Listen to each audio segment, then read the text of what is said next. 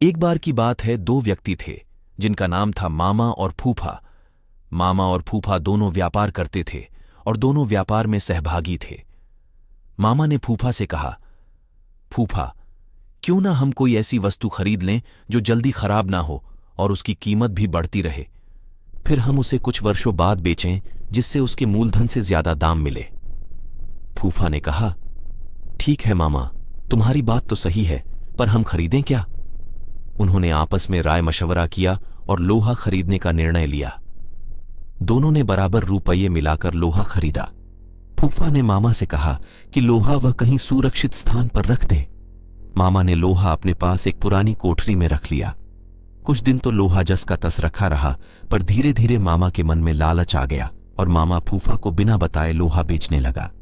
काफी दिनों बाद फूफा मामा के पास गया और बोला, मामा, आज लोहे का भाव काफी बढ़ गया है, जल्दी से वह लोहा निकालो, हम इसे बेचकर आते हैं। इस पर मामा बोला, फूफा, लोहा तो अब कबाड़ा घर में नहीं है, क्योंकि लोहे को तो घुन खा गए हैं। फूफा समझ गया कि मामा ने उसके साथ धोखा किया है और उसे बिना बताए सारा का सारा लोहा बेच दिया है। फूफा को क्रोध तो बहुत आया, पर वह बिना कुछ कहे सुने वहां से चला गया। इस घटना के कुछ दिनों बाद फूफा मामा के पास आया और बोला, मामा, मैं एक बारात में जा रहा हूं, बड़ा अच्छा इंतजाम है, अकेला हूं, चाहो तो अपने लड़दच को साथ भेज दो, उसकी भी मौज हो जाएगी और कल सुबह तक हम वापस भी आ जाएंगे। मामा बोला, क्यों नहीं, बेशक, तुम मेरे लड़दच को अपने साथ लेकर जाओ, और हां, इसे बारात में अच्छी तरह खाना वाना खिला देना। फूफा बोला, यह भी भला कोई कहने की बात है मामा, तुम निश्चिंत रहो। इस तरह 2 दिन बीत गए। मामा का लड्डी ढहका अभी तक घर वापस नहीं आया। मामा को बहुत चिंता हो गई कि अभी तक उसका लड्डा ढहका घर वापस क्यों नहीं आया है।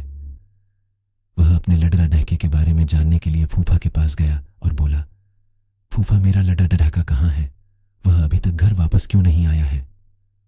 फूफा ने कहा, क्या बताऊं मामा, रास्ते में एक चील तुम्हारे लड्डा ढहके को उठाकर ले गई। मामा बोला, यह कैसे हो सकता है? भला कोई चील 12 साल के लड़के को उठाकर ले जा सकती है? सीधी तरह मेरा लड़का मुझे वापस करो, नहीं तो मैं राजा भीम के पास जाऊंगा। फूफा बोला, ठीक है मामा, चलो राजा जी के पास चले, अब वही न्याय करेंगे। मामला वहां के राजा भीम के सामने पेश हुआ।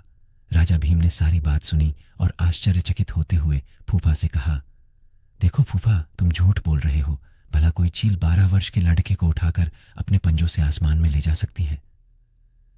इस पर फूफा ने उत्तर दिया, कथा कहूं कथावली, सुनो राजा भीम, लोहा को घुनन खाए तो लड्ढका ले गया चील।